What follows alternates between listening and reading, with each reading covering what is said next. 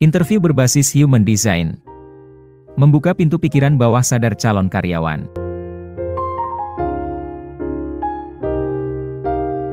Dalam dunia HRD atau SDM, pertanyaan yang muncul adalah mengapa proses interview masih bertumpu pada pikiran sadar, yang hanya memiliki andil sekitar 10 hingga 20% dalam teori pikiran manusia, sementara pikiran bawah sadar mengendalikan sebagian besar perilaku dan keputusan individu, yaitu sekitar 80-90%. Penting bagi HRD atau SDM untuk memahami bagian yang lebih besar dari pikiran seseorang, yaitu pikiran bawah sadarnya.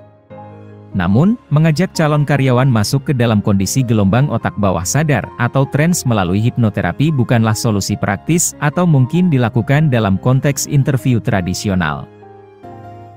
Inilah mengapa pemahaman terhadap blueprint serta cetak biru pikiran sadar dan bawah sadar seseorang melalui pendekatan ilmu Human Design menjadi sangat penting. Human Design memungkinkan HRD atau SDM untuk menggali lebih dalam ke dalam pikiran bawah sadar calon karyawan tanpa perlu memasuki domain hipnoterapi atau kondisi gelombang otak khusus. Dengan menggunakan pendekatan Human Design dalam sesi interview, HRD atau SDM dapat merancang pertanyaan-pertanyaan yang dirancang khusus untuk mengungkap nilai-nilai, pola-pola berpikir, dan preferensi yang mungkin tidak disadari oleh calon karyawan. Hal ini membuka pintu bagi HRD atau SDM untuk memahami lebih baik potensi sejati calon karyawan dan membuat keputusan yang lebih baik dalam proses seleksi. Teori pikiran yang menyatakan dominasi pikiran bawah sadar menjadi pijakan utama dalam mengembangkan pendekatan ini. Pikiran bawah sadar menyimpan keyakinan, nilai-nilai, dan pengalaman masa lalu yang memengaruhi perilaku tanpa disadari. Oleh karena itu, memahami cetak biru bawah sadar melalui Human Design menjadi kunci untuk menggali potensi calon karyawan secara holistik. Dalam sesi interview, pendekatan Human Design digunakan untuk membongkar lapisan-lapisan pikiran bawah sadar. Pertanyaan-pertanyaan dirancang untuk mengungkap nilai-nilai mendasar, pola-pola berpikir, dan preferensi yang mungkin tidak disadari oleh calon karyawan sendiri. Pendekatan ini memungkinkan HRD atau SDM untuk melihat melampaui respons-respons yang diharapkan dan memperoleh wawasan tentang kepribadian yang autentik dari calon karyawan.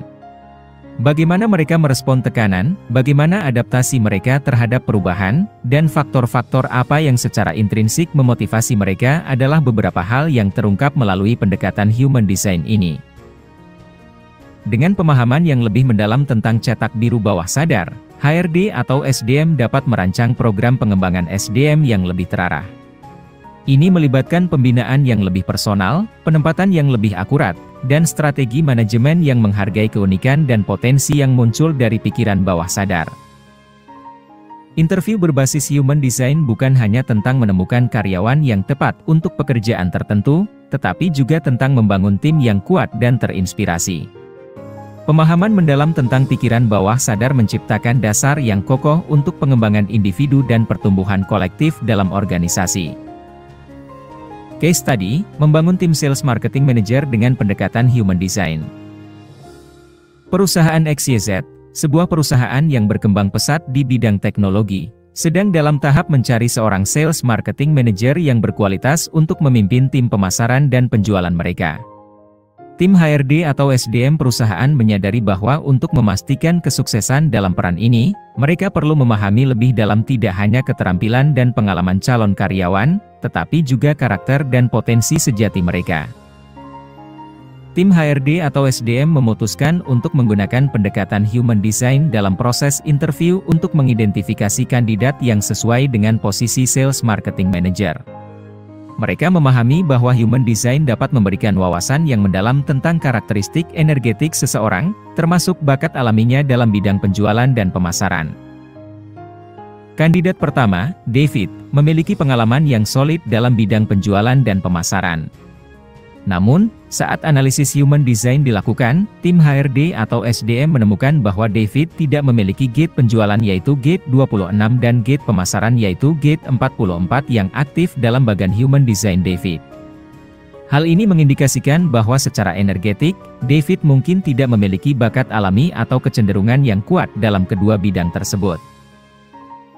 Tim HRD atau SDM menyadari bahwa meskipun David memiliki pengalaman yang luas, Tanpa dukungan energi alaminya dalam bidang penjualan dan pemasaran, dia mungkin tidak akan mencapai hasil optimal jika ditempatkan dalam peran Sales Marketing Manager. Mereka mempertimbangkan bahwa memaksakan David hanya melalui pendekatan pikiran sadar saja tidak akan menghasilkan hasil yang memuaskan bagi perusahaan.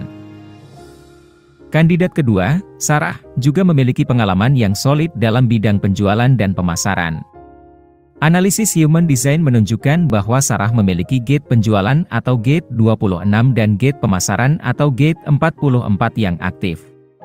Ini menunjukkan bahwa secara energetik, Sarah memiliki bakat alami dan kecenderungan yang sesuai dengan tuntutan peran Sales Marketing Manager. Dengan memahami karakteristik energetik kandidat melalui pendekatan Human Design, tim HRD atau SDM dapat membuat keputusan yang lebih baik dalam memilih kandidat yang sesuai dengan posisi Sales Marketing Manager. Meskipun pengalaman dan keterampilan keras penting, pemahaman tentang bakat alami dan potensi sejati seseorang melalui Human Design dapat memberikan pandangan yang lebih holistik dan mendalam dalam proses seleksi karyawan. Dalam hal ini, memilih Sarah sebagai Sales Marketing Manager berpotensi memberikan hasil yang lebih optimal bagi perusahaan dalam jangka panjang. Selain melalui gate energetik, tentu ada beberapa parameter lain yang dianalisa melalui pendekatan Human Design untuk posisi di atas. Analisa mendalam dari sisi pikiran sadar atau soft skill dan pikiran sadar atau hard skill akan sangat membantu tim HRD atau SDM dalam proses seleksi karyawan, dikarenakan mereka bisa memahami cetak biru pikiran sadar dan bawah sadar dari semua kandidat karyawan yang mereka interview. Dengan demikian, pendekatan Human Design bukan hanya menjadi alat tambahan, tetapi menjadi bagian integral dari proses seleksi karyawan yang efektif dan berkelanjutan. Melalui pemahaman yang lebih mendalam tentang karakteristik energetik kandidat, perusahaan dapat membangun tim yang kuat dan terinspirasi, yang mampu membawa perusahaan menuju kesuksesan jangka panjang. Informasi lebih lanjut terkait layanan Human Design untuk SDM atau HRD korporasi bisa masuk ke tautan link di kolom deskripsi atau komentar di bawah ya.